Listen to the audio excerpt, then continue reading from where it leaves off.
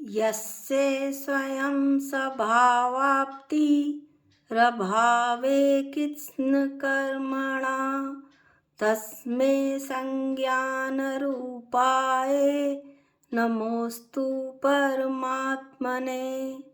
इस प्रकार से भगवान को मंगलाचरण में नमस्कार करके अब आचार्य कारिका नंबर 34 बता रहे हैं।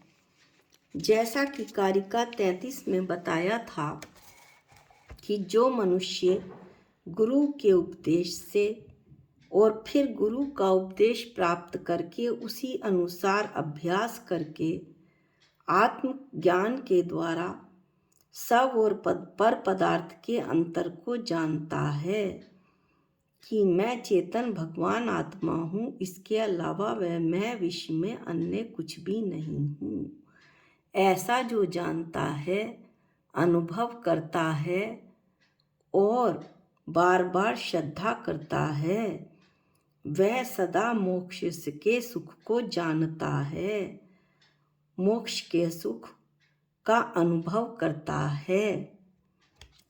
तो शिष्य फिर प्रश्न करता है कि मोक्ष सुख के अनुभव के विषय में गुरु कौन होता है। तो आचार्य कारिका 34 कहते हैं, स्वस्मिन् सद्भिलाषित्वा दभीष्ट ज्ञापकत्वतः स्वयं हित प्रयोक्तित्वा दात्मेव गुरुरात्मना। अब हम इसका अर्थ देख लेते हैं। आत्मा स्वयं स्वस्मिन् अपने में सद्भिलाषित्वात् सत की, कल्याण की या मोक्ष सुख की अभिलाषा करता होने से अभीष्ट ज्ञायक ततः अभीष्ट को अपने इच्छित मोक्ष सुख के उपाय में अपने को जोड़ता होने से कौन आत्मा प्रवृत्त होने से मोक्ष सुख के उपाय में प्रवृत्त होने से आत्मा एव आत्मा ही आत्मनः आत्मा का गुरु अस्ति गुरु है। अर्थात आत्मा स्वयं अपने में सत की, अपने कल्याण की, आत्मा का कल्याण किसमें है? निराकुल सुख में है। निराकुल सुख कहाँ प्राप्त होता है? मोक्ष में।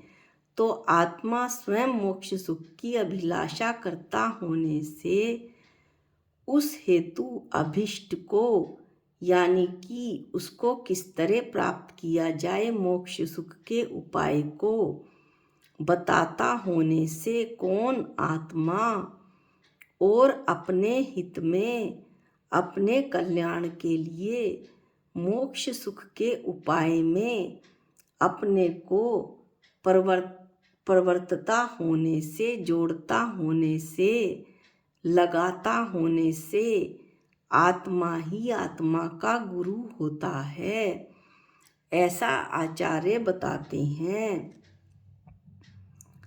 इसका 3 पॉइंट ये निकले कि मोक्ष सुख का अभिलाषी आत्मा स्वयं आत्मा का गुरु है। अर्थात सबसे पहले तो जो जीव है, चेतन भगवान आत्मा, मनुष्य जो मोक्ष सुख का अभिलाषी हुआ है, ऐसी आत्मा स्वयं अपनी आत्मा का गुरु है, क्योंकि वह स्वयं ही अपना कल्याण चाहता है। और वह दूसरा पॉइंट हुआ, वह स्वयं अपने को मोक्ष के उपाय का बोध कराता है, मोक्ष के उपाय का बोध कराता है। और तीसरा पॉइंट हुआ कि स्वयं अपने को मोक्ष के उपाय में लगाता है। इस समाधि तंत्र श्लोक 75 में भी कहा है कि आत्मा ही आत्मा को जन्म मरण रूप संसार में परिभ्रमण कराता है, इस संसार में भटकाता है। आत्मा ही आत्मा को निर्वाण के प्रति ले जाता है, मोक्ष में ले जाता है। इसलिए निश्चय से आत्मा ही आत्मा का गुरु होता है। आत्मा कौन? जो मेरे शरीर के अंदर विद्यमान है, मेरी चेतन भगवान आत्मा, वो ही उस आत्मा का गुरु मेरी आत्मा ही है, अन्य कोई गुरु नहीं है। इस तरह आचार्य बतलाते हैं कि सबसे पहले मोक्ष सुख के अनुभव के विषय में इस तरह बताया कि गुरु कौन होता है। तो सर्वप्रथम तो मोक्ष सुख का अभिलाषी होना चाहिए जीव को। तो जिस जीव की आत्मा मोक्ष सुख की अभिलाषी हुई है, ऐसा वो स्वयं आत्मा होता है। यानी कि मोक्ष सुख का अभिलाषी स्वयं आत्मा ही होता है, शरीर नहीं, दीवार नहीं, घर में रखी अन्य वस्तुएं नहीं। निराकुल सुख का अभिलाषी स्वयं आत्मा ही होता है, क्योंकि आत्मा ही मोक्ष सुख चाहता है। आत्मा ही निराकुल सुख चाहता है, जिसमें किसी तरह की आकुलता ना हो। दूसरी बात, मोक्ष सुख के उपायों को अब जब वो अभिलाषी हुआ तो वह यह देखता है कि मोक्ष सुख के उपाय कहाँ से प्राप्त होंगे। तो मोक्ष सुख के उपायों को भी स्वयं आत्मा अपनाता है और स्वयं रतनत्रय को ग्रहण करता है। सम्यक दर्शन ज्ञान चारित्र रूप 3 रत्नों को ग्रहण करता है। उनकी साधना भी आत्मा ही करता है और सुख प्राप्ति के उपायों में भी निराकुल सुख की प्राप्ति के जो उपाय हैं, उसमें भी आत्मा स्वयं परिवर्तन करता है। इन सब हेतुओं के आधार पर यह कहा जाएगा कि इन सब में आत्मा ही मुख्य है। अतः मोक्ष सुख का अनुभव भी आत्मा ही करता है, अन्य कोई नहीं। ये पुद्गल शरीर नहीं, अतः आत्मा ही गुरु है।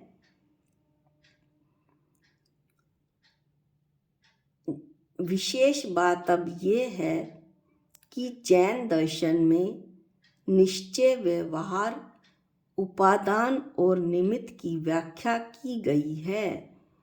इस कारिका में हम थोड़ा सा उस विषय में पढ़ते हैं। निश्चय की दृष्टि से देखें तो आत्मा का कोई गुरु नहीं होता। निश्चय न्याय की दृष्टि से गुरु शिष्य की व्यवहार की व्याख्या ही नहीं होती, अर्थात ना तो कोई गुरु होता है और ना कोई शिष्य होता है। अध्यात्म की दृष्टि से देखा जाए तो आत्मा को ही जो गुरु कहा जा रहा है, वह उपादान की अपेक्षा से कहा जा रहा है। अब उपादान क्या है? हम जैन सिद्धांत प्रवेशिका में पढ़ चुके हैं कि जिसमें कार्य होता है वह उपादान कहलाता है। दृष्टांत के तौर पर जो घड़ा बनने का कार्य है वो मिट्टी में होता है, इसलिए घड़े का उपादान मिट्टी होती है। जो स्वर्ण के आभूषण बनते हैं तो स्वर्ण के आभूषण बनने का कार्य स्वर्ण में होता है, इसलिए स्वर्ण के आभूषणों का उपादान स्वर्ण ही होता है। उसी प्रकार आचार्य जब उसी प्रकार लगाते हैं तो यह समझना चाहिए कि दृष्टांत देकर अब वो हमें दाष्टान्त समझा रहे हैं। मोक्ष सुख के अनुभव करने का उपादान आत्मा स्वयं होता है। अर्थात जो मोक्ष सुख के अनुभव करने का कार्य हो रहा है वो किसमें हो रहा है? आत्मा में, ना कि मेरे साथ लगे हुए शरीर में। इसलिए मोक्ष सुख की अनुभव करने का उपादान आत्मा स्वयं होता है। मोक्ष की प्राप्ति किसको होती है? शरीर को नहीं। नौ कर्मों से बना हुआ ये शरीर, नौ कर्म नष्ट हो जाते हैं तो ये शरीर नष्ट हो जाता है। और जो सिद्ध भगवान मोक्ष सुख को प्राप्त करते हैं वो ज्ञानाकार शरीर रूप रह जाते हैं, केवल आत्मा मात्र रह जाते हैं। तो मोक्ष प्राप्ति का जो उपादान है वो आत्मा ही होता है। मोक्ष प्राप्ति का कार्य भी आत्मा ही होता है। अतः इस दृष्टि से देखा जाए, अध्यात्म की दृष्टि से, तो आत्मा को ही गुरु कहा गया है। अब हमने 3 बात पढ़ ली, निश्चय, व्यवहार और उपादान। चौथी बात रह गई, निमित्त की दृष्टि से पूछा जाए कि गुरु कौन होता है, तो स्पष्ट है कि जो शिक्षा दीक्षा देते हैं, शिष्य के अज्ञान अंधकार को जो दूर करने में कारण होते हैं, वे गुरु कहलाते हैं। वैसे तो प्रत्येक आत्मा अनंत ज्ञान का भंडार है।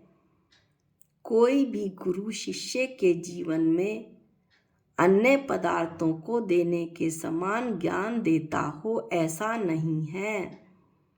अन्य पदार्थ दे दिए तो दे दिए। यदि ऐसा होता तो गुरु अपना ज्ञान शिष्य के जीवन घट में भर देता और गुरु का स्वयं ज्ञान घट खाली रह जाता। अतः गुरु का ज्ञान कम हो जाता। लेकिन ऐसा कभी भी नहीं देखा जाता, बल्कि नीति तो यह कहती है कि जो जो ज्ञान का दान किया जाता है, ज्ञान का दान किया जाता है, त्यों तो उसकी वृद्धि होती जाती है। यही एक वस्तु ऐसी है जो जितनी दी जाए उतना ज़्यादा उसमें वृद्धि होती है। इससे यही निष्कर्ष सामने आता है कि गुरु शिष्य को उसके अपने ज्ञान भंडार का ज्ञान कराते हैं। गुरु शिष्य को बताते हैं कि तुम स्वयं अनंत ज्ञान शक्ति के पुंज हो। तुम में अनंत ज्ञान है, अनंत दर्शन है, अनंत सुख, अनंत वीर्य और अनंत गुणों के स्वामी हो। किसी दूसरे से ज्ञान शक्ति तुम्हारे भीतर आती हो ऐसी नहीं। मेरी आत्मा से ज्ञान शक्ति तुम्हारी आत्मा में चली जाएगी ऐसा नहीं हो सकता। तुम्हारी आत्मा तो स्वयं अनंत गुणों का भंडार है। किंतु इस पर भी इतना अवश्य है कि गुरु शिष्य की दृष्टि को, शिष्य की दृष्टि जो बाहर पर में भागती थी, माता पिता, मकान, घर संपत्ति, जमीन जायदाद, उस दृष्टि को उसकी आत्मा की ज्ञान शक्ति की ओर पहुंचाने का प्रयास अवश्य करते हैं। प्रयास क्या करते हैं? यथासंभव कोशिश करते हैं कि शिष्य अपनी आत्मा के अनंत ज्ञान भंडार को पहचान जाए, जान जाए। इस निमित्त की अपेक्षा व्याख्या देखें तो गुरु का हमारे जीवन में अत्यंत महत्व है। उनका अत्यंत उपकार है। हम उनके बहुत ऋणी हैं, यह ख्याल में आता है। लेकिन उपादान की अपेक्षा से देखें तो आत्मा ही स्वयं अपना गुरु होता है। इस तरह से जब निमित्त की अपेक्षा जो व्याख्या है और उपादान की अपेक्षा जो व्याख्या है, वो दोनों ही अपने आप में सम्यक हैं, सच्ची हैं। ऐसा आचार्य बताते हैं। अब हमने इस वीडियो में कारिका 34 का भली प्रकार अध्ययन कर लिया। अगली वीडियो में हम कारिका 35 का अध्ययन करेंगे। आज के लिए इतना ही।